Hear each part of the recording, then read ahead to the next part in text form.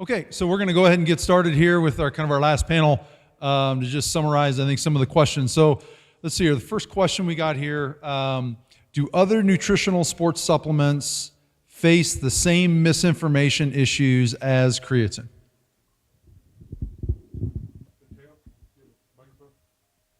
Anyone? Okay. Ah, there it is.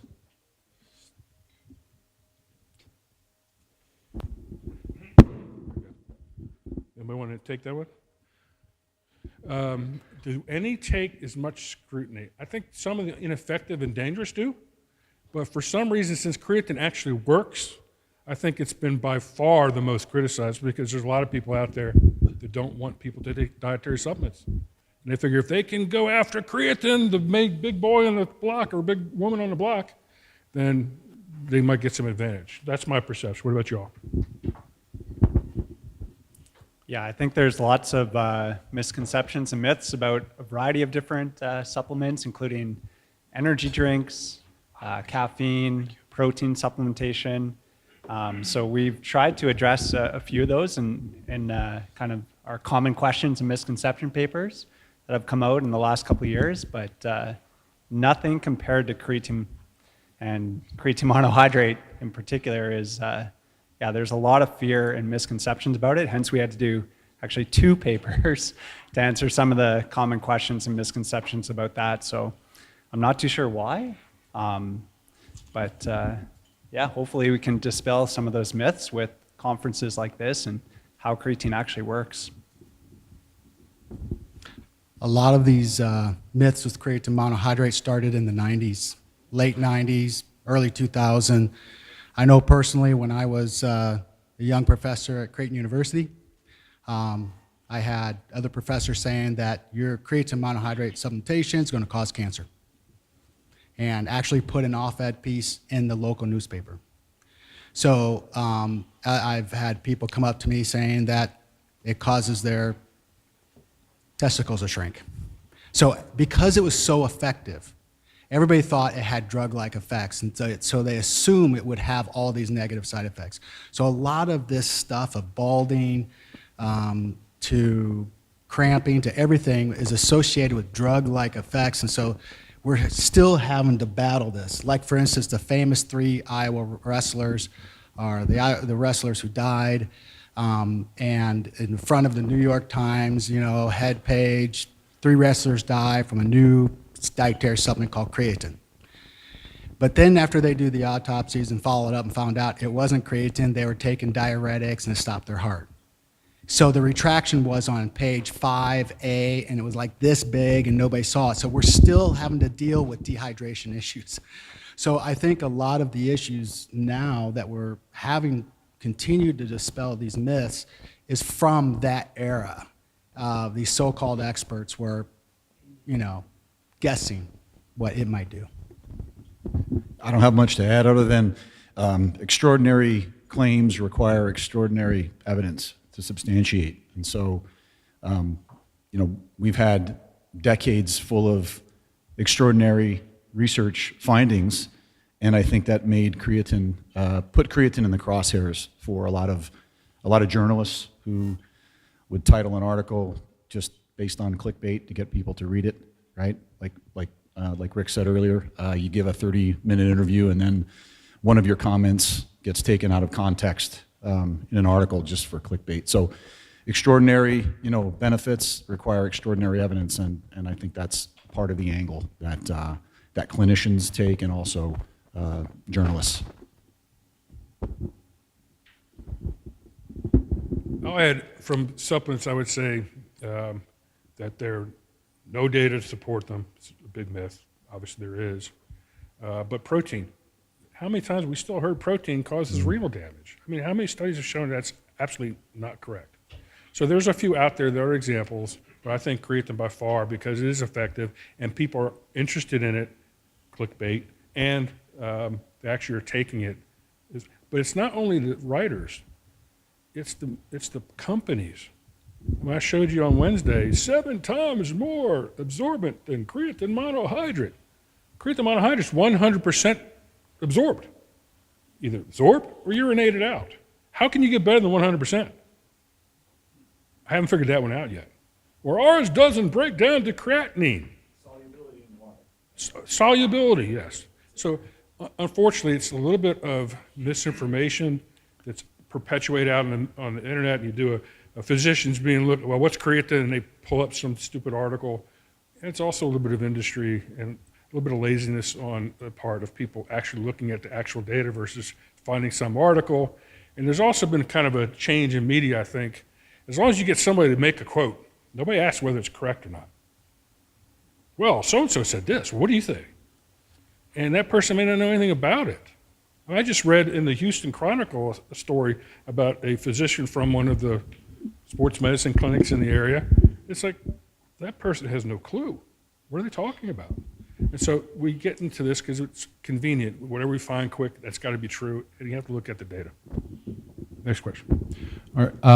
So what maybe sports or groups of athletes or individuals do you think there's the greatest shortage or the greatest need for additional research with creatine? I think creatine for endurance athletes is definitely needed, particularly in females, actually. So as has been highlighted multiple times, that female research is not as prevalent as the male research. And then also creatine in pregnancy or breastfeeding. And yeah, I get those questions all the time, and I just refer them to you. And so if you can just hurry up on some of that data, that'd be nice. But yeah, so I think those are definitely two areas that need to be researched more. Mm-hmm. Bowling? No, I'm just kidding. Pickleball, yeah. Actually, an completely untapped market that we're getting into now is a lot of issues with construction workers and fatigue and related to injury. So one of the things we know about creatine supplementation, and it kind of maintains a better hydration level with, Gatorade and stuff like that. We're seeing that, and I'm writing a paper actually with my son, who is a project engineer and works on these sites. The mistakes that happen are due to dehydration or due to fatigue, cognitive to fatigue, and sometimes lead to death. So it's a very physical, demanding environment, usually in hot environments, humid environments. So I would like to try and do some sort of a study examining the effect of creatine in some of those environments, and we have ways now of looking at core temperature without having to do the normal way of doing that. Because the number is in the millions, the number of injuries that happen worldwide with construction and any kind of labor. I think we're kind of missing that as far as a general purpose sort of thing for these very physical type environments. I don't have much to add other than I think blue collar, as soon as you say that, blue collar workers, and in Northeast Ohio, where I live, we have a lot of people doing landscaping, migrant workers, and they get temporary visas and they come and they're in the heat every day and they're working very hard, and that would be a very interesting subgroup or cohort to look at as well. It's for the same reason. You get a lot of dehydration and mental fatigue that can lead to problems when you're running mowers and weed whackers or weed whippers and trimming trees and so on. So. I'll add the sport nutrition has gone beyond just athlete and more into active aging. And so I would expand that from just sports to recreational activities that as we age, we still participate in, whether it's golf, tennis, pickleball, whatever. I think not only for the health benefits, but actually for the performance benefits. There's a lot of folks who are training for, different type of competitions, and they're very serious athletes. They're just 50, 60 years old. And there's a lot of athletes, people training for, elite performance in the 60s and 70s. Master class athletes. So we actually have a whole area in sport nutrition that we have one of our new chapters of our book is on master class in children and adolescents when it's appropriate, and more in women. And that's what I would say. The other need, if you can get your IRB to approve it, is in children. I think there's a huge need to look at the benefits of creatine supplementation through that growth phase, because we know creatine is involved in bone development, neural development. Neural development doesn't stop after you are born. It continues on through you into your 20s. So what is the benefit of continual supplementation? And unfortunately, we have very few studies in that sort of range of 8 to 18 as far as that range. Yeah, Jeff, I can comment on that. We've got an open IRB right now with adolescent athletes. So we basically have the ability to recruit from like 12 to 17-year-old athletes. And I mean, we have IRB approval, but even with that, it has proven to be one of the more challenging groups of individuals to recruit from. Because at first, like you take your typical approach of, you do social media posts to blast it out information. We're kind of like, maybe we don't want to quite do that, because you kind of put a big microscope on have to ask questions and things come into the university. So we've been trying to recruit, by word of mouth and everything else. And then you've got to get parent assent and consent. And it's just, there's a whole nother layer to it. So we're certainly working at it, but it's challenging. I think on the child side would be really, really fascinating as well too. So we've got approval to do a open label study as well. So we might just use that, because some of them, once you get them to like, well, I don't want to take a placebo. You're like, it's a science project. You got to take a placebo. So you run into all kinds of issues. But so next question, Dr. Crenshaw, can you hear me? Oh, I'm sorry, Dr. Marshall. Can you hear me? Okay. So there's a question kind of related to like team sport field-based athletes, of which like soccer would be a group of, so maybe speak to us a little bit, but just what experiences have you had with your soccer athletes in dehydration and concerns about cramping and dehydration issues within your athletes? And then to the people in the audience, or to the folks up front as well too, if you have any experiences with any other team-based type athletes, maybe like a field hockey or a lacrosse, they're out in hot, humid environments and running around. So go ahead, please. Yeah, thank you for the question. Honestly, lacrosse is, if you find me some active lacrosse players in Europe, Good point. I will be very, very happy to see them. Regarding any side effects, and I think Rick really made the point clear, and it is 100% in line with our experience. So on a daily basis, we supplement creatine, and we actually do have some athletes that supplement additionally for themselves. So we have a baseline supplementation of at least 3 grams, adding up to probably 8 to 10 with some other athletes. And none have ever complained of cramping, or have you ever seen any kind of muscle injuries that might have been in relation to creatine usage. Something that I experience, and maybe that's important to add to this conversation, is when we have a typical loading phase, there are athletes that describe this kind of swollen muscles or hypertension of the muscles. And if they get injured in some time correlation, there are many clinicians that still correlate this incidence with the intake of creatine, because it's the most likely effect. But to be honest, we've been supplementing this on a constant basis for nearly 5 years now, and I have not seen a single athlete that has ever experienced any kind of muscular issues, not even the ones that add more to their supplementation regime. So it there's no difference if we're talking about winter. It's no difference if we're talking about players that fasten during Ramadan, or if we're talking about the pre-season training camps. Yeah, I think really it's anecdotal storytelling. It's things that are being transported in social media.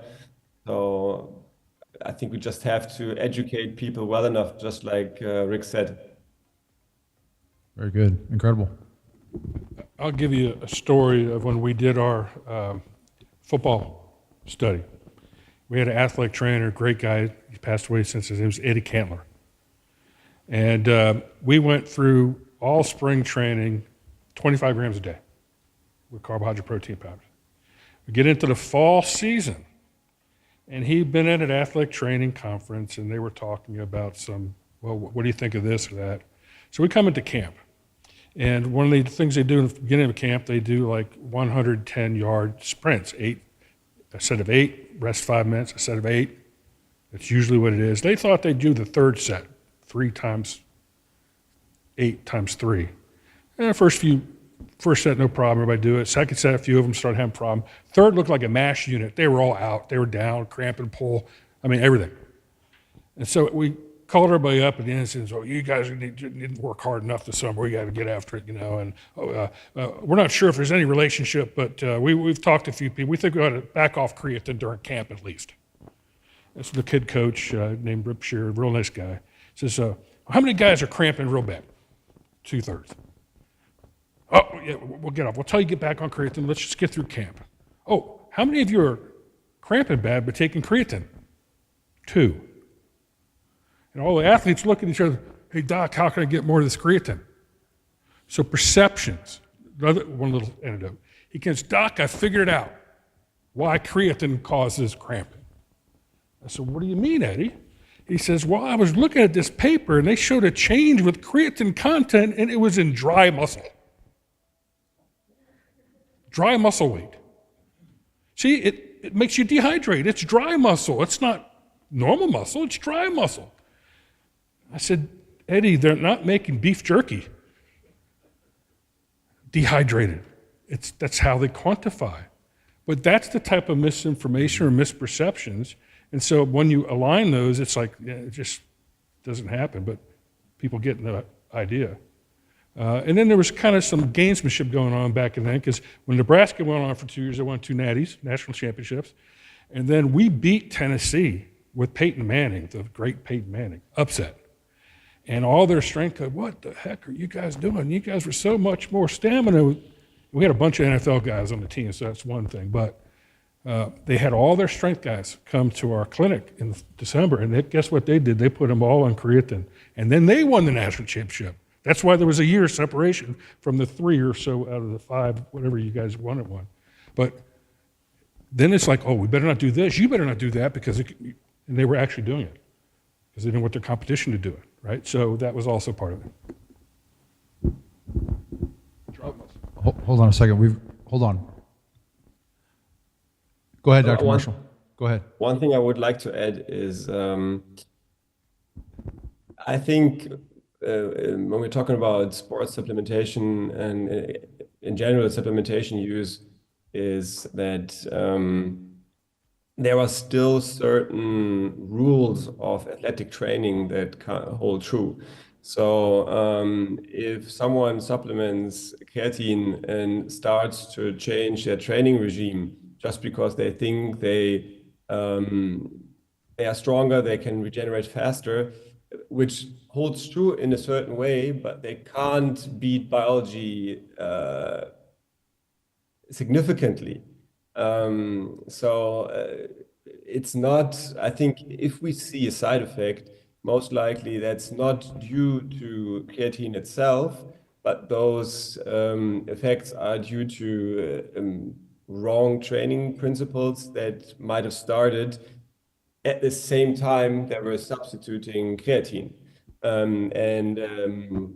What has been mentioned before, for example, when we're talking about adolescent athletes, I think it's really, really important to differentiate why they supplement creatine.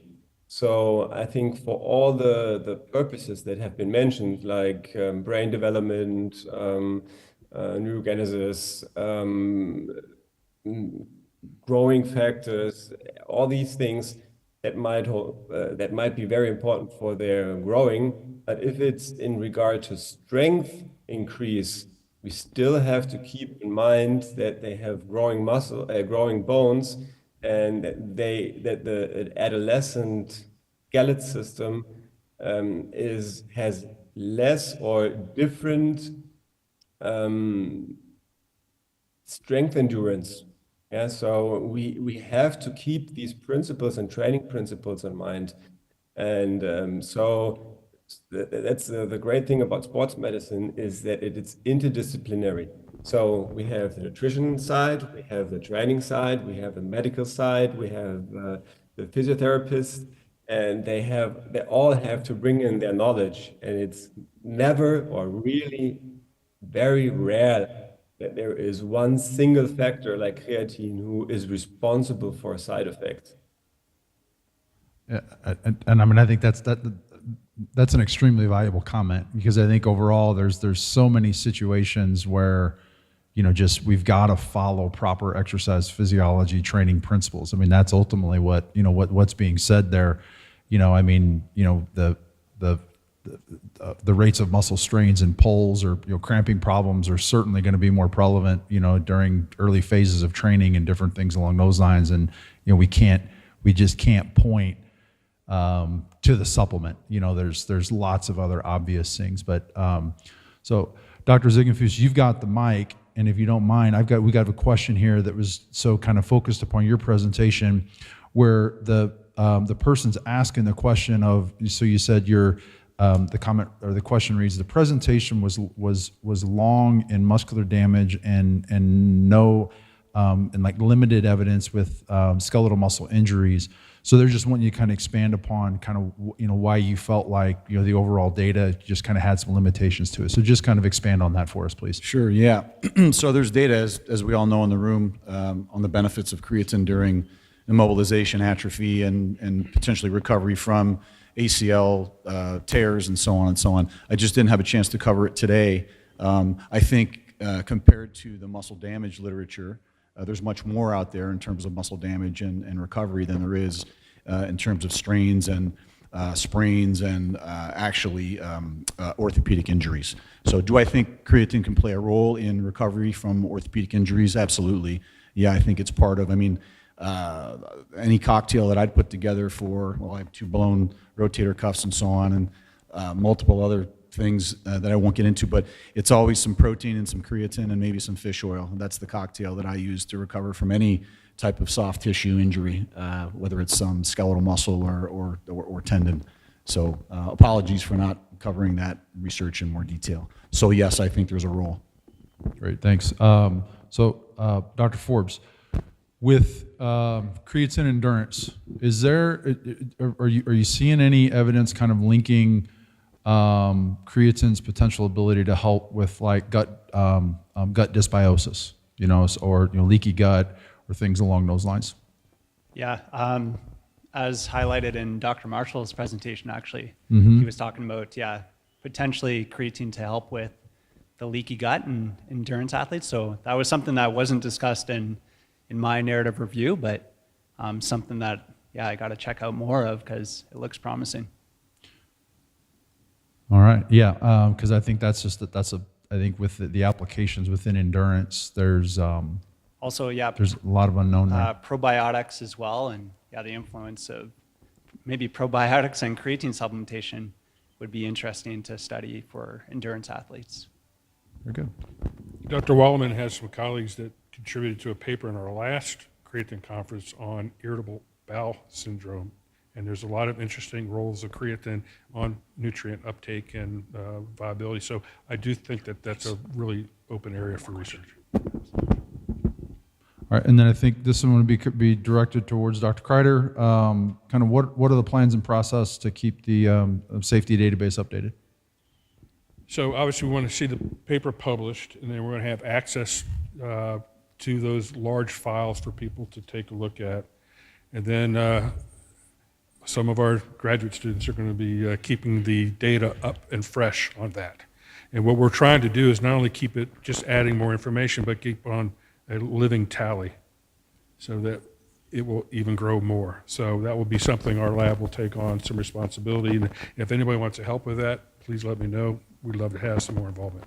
Very good. Well, that's all we've got, I think, up here. So thank you very much for the panelists. Thank you very much for Dr. Marshall for joining in and contributing to this session. Thank you. Goodbye.